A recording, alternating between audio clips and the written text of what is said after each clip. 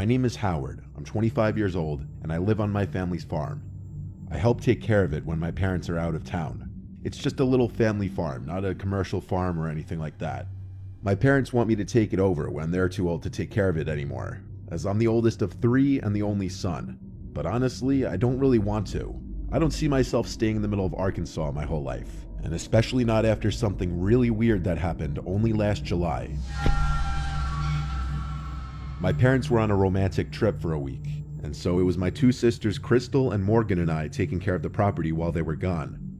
There's not much around here, lots of privacy and such, a little too much in my opinion. Except for this one night. It started later on in the night as it was approaching time to go to bed. My sisters do college online. Crystal takes summer courses, and so she was in her room on her laptop doing work. Morgan and I were just hanging out watching some dumb show in the living room. All 3 of us kind of want to get out of the farm lifestyle. Me especially, since I'm oldest and in the prime of my 20s. One dreaded part of farm life is the predators though. Not just the animals that come and eat your produce, but the people that come and steal from you. Believe it or not, it happens. It hasn't happened many times to us, but it does happen.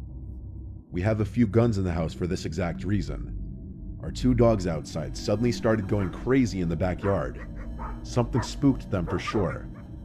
I first thing went outside to the yard to see what they were barking at. They both were looking in the direction of the crops, going crazy. I yelled at them to shut up, and they went quiet. I stepped right in front of the crops and listened. I heard a whistling from inside of the cornfield. It was undoubtedly a human's whistling. This was the first time I was experiencing a trespasser on the property with my dad not here. I had to hurry inside to get one of the guns. The dogs started barking again. I told my sisters that someone's outside in the cornfield and I had to go chase them away. They both said that was a terrible idea to go run into the cornfield in the dark, and they knocked some sense into me when I realized they were right. I also realized how downright terrifying that would be. So instead, I went out back to the dogs once more going crazy, barking in the direction of the crops. I aimed the gun into the air and fired off a shot which echoed into the night, silencing the dogs. I also was on some kind of power trip in the moment and screamed out to get off our land as loud as I could.